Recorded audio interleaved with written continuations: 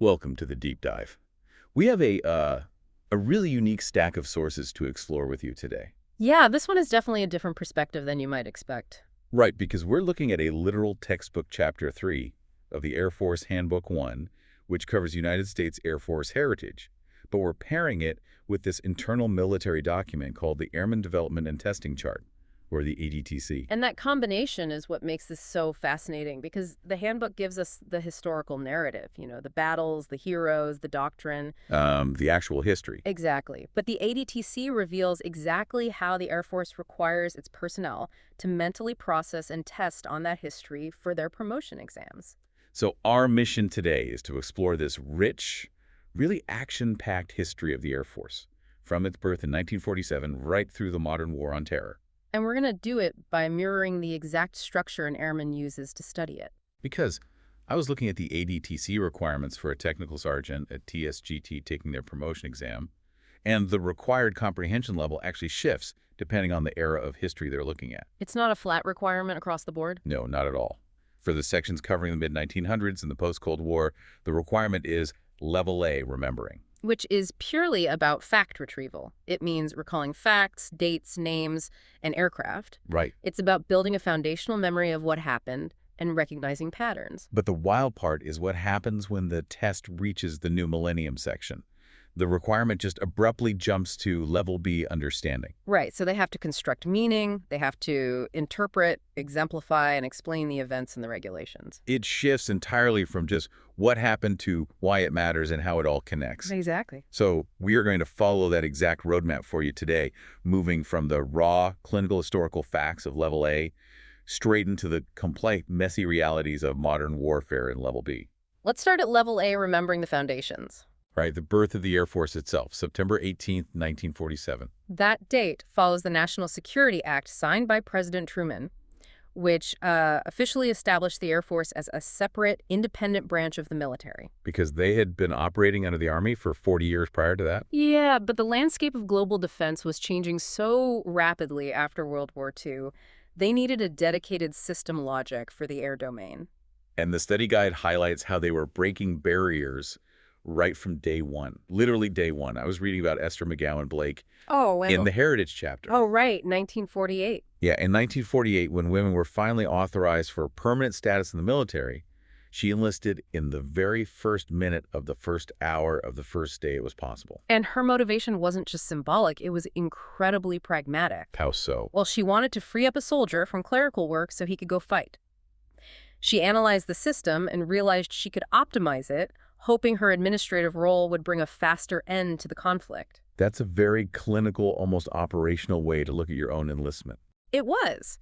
And that sense of urgency, that need for direct impact, really defined the early days of the independent Air Force. They had to prove their strategic value almost immediately. Right, because just months after Blake enlisted, in June 1948, the Soviet Union blockaded all surface routes into West Berlin, cutting off 2.5 million residents from food and fuel. The tension there must have been terrifying. The Allies genuinely feared that a ground assault to break the blockade would just trigger World War III. So instead of forcing a ground war and risking a nuclear confrontation, they built an air bridge. Operation Vittles. Better known as the Berlin Airlift.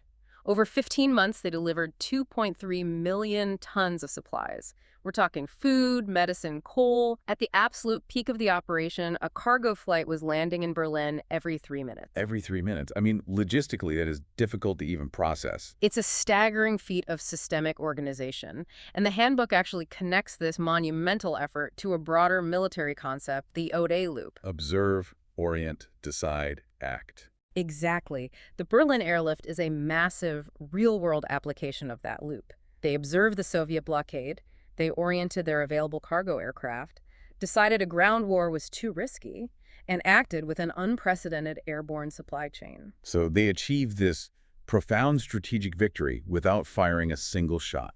Purely through adaptability and logistical dominance. But that post-WWII piece obviously didn't last long. By 1950, the Korean peninsula was divided at the 38th parallel, and communist North Korea invaded the South. And the guide is very clear that the initial phase of the Korean War was a harsh wake-up call. The early days exposed the severe consequences of being underprepared. Airmen were struggling to provide close air support using older, outdated aircraft. Right. The strategic environment had shifted, and they were caught flat-footed against a well-equipped adversary. But they adapted by bringing in the F-86 Sabre jets. The handbook highlights how they use these new jets to establish dominance over MiG-Alley. But Level A testing isn't just about memorizing the aircraft. While the F-86 pilots were securing the skies, the Air Rescue Service was completely changing the calculus of survivability on the ground. They retrieved nearly 1,000 personnel who had been shot down over enemy territory, right? Yeah, or caught behind lines. Memorizing that number isn't just a rote fact. It's about recognizing the establishment of a core military culture, a system that prioritizes bringing its people home at all costs. And that concept of ultimate sacrifice brings us to a massive escalation in operations as we move into the Vietnam era. The study guide walks through this brutal progression. It starts with Operation Farmgate in 1961, then Pierce Arrow in 1964, escalating to Rolling Thunder, and finally linebacker turns in 1972. It was a fundamental, agonizing shift in doctrine. The Air Force had spent years focusing on nuclear deterrence for the Cold War. Suddenly, they had to pivot back to grueling, sustained conventional combat in a jungle environment. Farmgate started as covert deployments under the guise of combat training. And by the time you hit Rolling Thunder, it's a graduated approach to slowly destroy the enemy's will. By linebacker I and II, they're using massive B-52 bombing campaigns to force peace negotiations. And while a studying tech sergeant is required to remember those operational names and dates at Level A, the Heritage chapter makes it abundantly clear that these facts represent unimaginable human sacrifice. Absolutely. The story of William H. Pitzenbarger really stands out in the text. He was a pararescue man, dropping into an ongoing firefight in 1966 to evacuate casualties. His actions are a perfect, tragic testament to that rescue culture we just discussed. Pitzenbarger went down through the jumbo canopy to treat the wounded. And when the evacuation helicopters had to pull back due to heavy enemy fire, he refused to leave. He actively chose to stay on the ground with the embattled Army troops. He was pulling the wounded to safety while taking heavy fire, getting wounded himself multiple times. When the unit started running low on ammunition, he was gathering clips from the dead to keep the living in the fight. He eventually picked up a rifle himself and fought alongside the infantrymen until he was killed by enemy snipers. Just an incredible level of dedication. When his body was recovered, he was holding a rifle in one hand and a medical kit in the other. He saved 9 men during that battle and earned the Medal of Honor posthumously. The handbook also details John L. Levitow, who is the lowest-ranking airman to ever receive the Medal of Honor. His story on the AC-47 gunship in 1969 is terrifying. They took a direct hit from a mortar shell. Levitow took 40 shrapnel wounds all over his body. And in the middle of all that chaos, a 27-pound magnesium flare ignites. And it starts rolling around the cargo hold right next to 19,000 rounds of live ammunition. You have to picture the chaotic environment of that aircraft. The plane is in a steep 30-degree bank, maneuvering hard to survive the anti-aircraft fire. Levitow is in profound shock, severely wounded, yet he drags himself toward this burning flare, throws himself on top of it to hug it to his body, crawls to the open cargo door, and hurls it out into the night sky. And it ignited fully the second it cleared the aircraft. He saved his entire crew through sheer willpower. It's astounding. But hearing these stories of incredible individual heroism, I have to ask about the broader strategic picture. If the bravery was this profound, and the bombing campaigns were this massive, how does the handbook frame the actual outcome of the Vietnam War for a studying airman? It provides a very stark, impartial conclusion. It's almost clinical in its delivery. What does it say?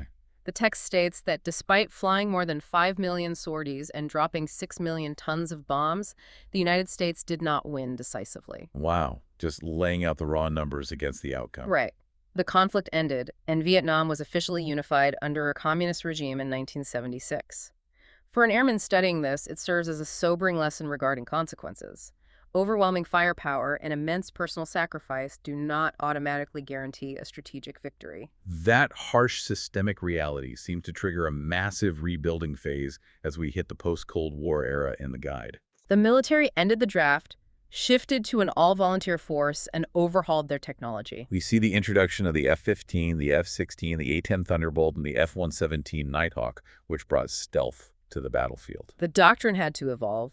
Vietnam highlighted the severe limitations of traditional massive bombing campaigns, so the focus shifted towards stealth and absolute precision. And that new doctrine faced its first major test in 1991 during Operation Desert Storm, after Iraq invaded Kuwait. The mobilization for Desert Storm eclipsed even the Berlin airlift as the greatest air deployment in history. There's this incredible anecdote in the chapter about an Iraqi commander who surrendered to coalition forces.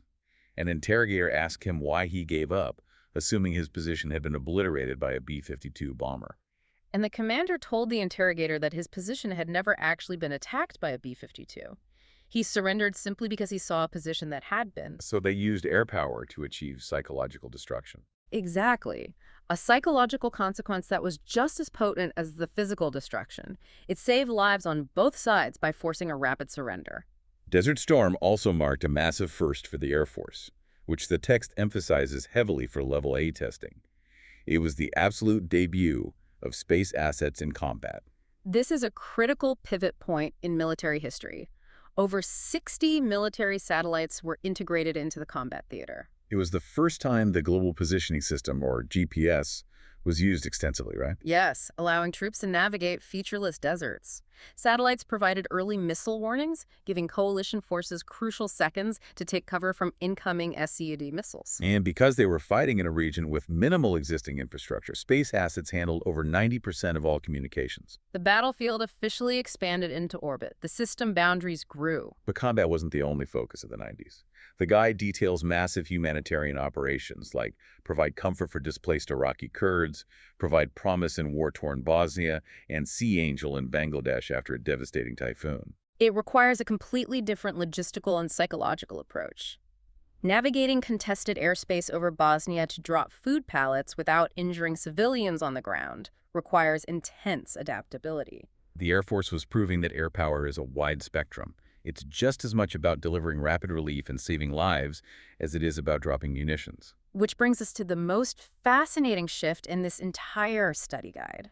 The ADTC transition. Exactly. According to the ADTC, the moment a technical sergeant reaches the new Millennium chapter, the required comprehension level jumps from level A to level B understanding. They have to interpret and explain.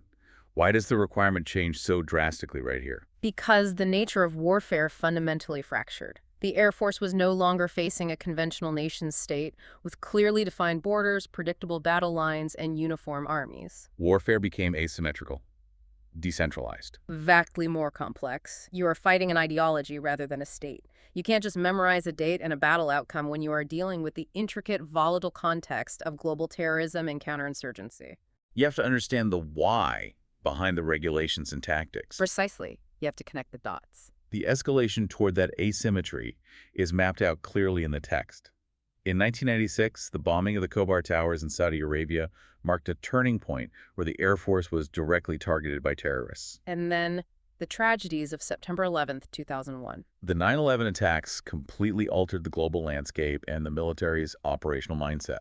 The immediate visceral response was Operation Noble Eagle, launching fighter aircraft on combat patrols over American soil to protect the homeland. But shortly after, the focus shifted outward with the declaration of the global war on terrorism, leading to Operation Enduring Freedom in Afghanistan. And in Afghanistan, the application of air power looked very different than Desert Storm. The guide details how deeply integrated it became with ground operations. Elite forces on the ground were directly guiding precision strikes from the air. This era heavily relied on Joint Terminal Attack Controllers, JTACs and pararescuemen operating in incredibly hostile environments. Airmen were embedded with special forces high in the mountains, coordinating close air support while actively engaging the enemy. The level of independent decision-making required in this decentralized environment is exactly why testing shifts to level B. You have to understand the commander's intent, not just follow a rigid script. If a system fails, you have to interpret the situation and adapt immediately. The story of John A. Chapman highlights that perfectly. During Operation Anaconda in 2002, they are in a brutal fight in the snow-covered mountains of Afghanistan. His helicopter took fire and a teammate fell out, forcing a crash landing miles away. Chapman coordinated directions for another helicopter to go back for the fallen teammate. And once they were back on the ground at that enemy stronghold, Chapman didn't wait. He advanced alone through deep snow toward a dug-in machine gun nest. He engaged multiple enemy positions with almost no cover to protect his team. He succumbed to his wounds, but his aggressive push allowed his rescue team to break contact and survive. He earned the first Air Force Medal of Honor since the Vietnam War. The environment was relentlessly chaotic. I was reading about Robert Gutierrez in 2009.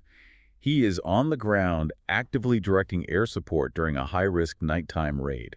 His team is ambushed, pinned down, and Gutierrez takes a bullet to the chest. He has a collapsed lung, he is bleeding profusely, and he is acutely aware that he might not survive the night. But he absolutely refused to give up his radio. He called in 3 A-10 strafing runs, danger close, literally 30 feet from his own position, just to keep his team from being overrun. 30 feet. That margin of error is terrifying. He actually had a medic decompress his lung with a needle in the middle of the firefight, just so he could keep his voice steady on the radio to direct the aircraft. His precision under fire decimated the enemy position and saved his entire team. When you read that, you understand why the promotion test demands understanding. You have to comprehend the fluid, chaotic nature of this battlefield to grasp what these airmen were managing. The guide also covers Operation Iraqi Freedom, which began in 2003. How does the text summarize that conflict for this studying airman? Very impartially. The handbook outlines the initiating context, noting that intelligence regarding weapons of mass destruction led to the operation. It doesn't take a stance on the politics of it. No, it sticks to the systemic reality. It details the initial strategy, which heavily utilized the concept of shock and awe.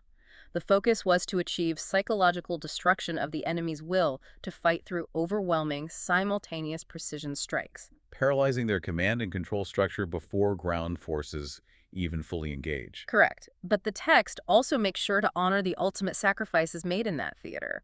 It specifically notes Scott Sather, who was the first airman killed in Operation Iraqi Freedom. And Elizabeth Jacobson, who was the first female and first security forces airman killed in the conflict. It serves as a permanent, sobering reminder within the study material. Regardless of the era, the sophistication of the technology, or the complexity of the doctrine, the human cost of these operations remains incredibly high. Before we close out this deep dive, the chapter does pivot to celebrate some incredible modern milestones, focusing on how the Air Force is breaking new barriers internally. It highlights pioneers like Eileen M. Collins. She is a massive figure in this history. She became the first woman to command a space shuttle mission, eventually logging over 872 hours in space. The text also mentions Courtney Farley, who in 2017 became the first and only enlisted female pilot since World War II, flying the RQ-4 Global Hawk. Why are these specific milestones so important for a tech sergeant to study? Because they demonstrate that the Air Force is constantly evolving its own internal landscape and its talent pool right alongside its external combat capabilities. An adaptable force fundamentally requires diverse perspectives and groundbreaking individuals to stay ahead of emerging threats. Looking at this entire journey from 1947 to the modern day, what is the core takeaway for you, the listener, as we wrap up? Whether you are an airman actively studying this exact ADTC chart for your promotion, or simply someone trying to understand the evolution of modern military power, the takeaway is the human element. It's not just about the planes. Right. Understanding this history isn't just about passing a multiple-choice test. It's about recognizing that every single regulation, every tactical shift, and every technological leap we rely on today was paid for by the adaptability, the blood, and the sacrifice of the people who came before. From the logistical genius of the ODA loop in Berlin to the terrifying precision of a firefight in Afghanistan. The connective tissue is human ingenuity under extreme pressure. And that leaves us with a final provocative thought for you to mull over. If the Air Force's testing requirements moved from level A, remembering the clear-cut facts of the Cold War, to level B, understanding the complex gray areas of the War on Terror. What will level C look like? Level C is applying. How do the airmen of tomorrow take the visceral lessons learned from physical dogfights over MiG Alley and ground ambushes in the mountains of Afghanistan and apply them to the invisible, boundaryless battlefields of cyber and space warfare? How do you apply a physical hero's legacy to a digital threat? That is the challenge for the next generation. Thanks for joining us on this deep dive. See you next time.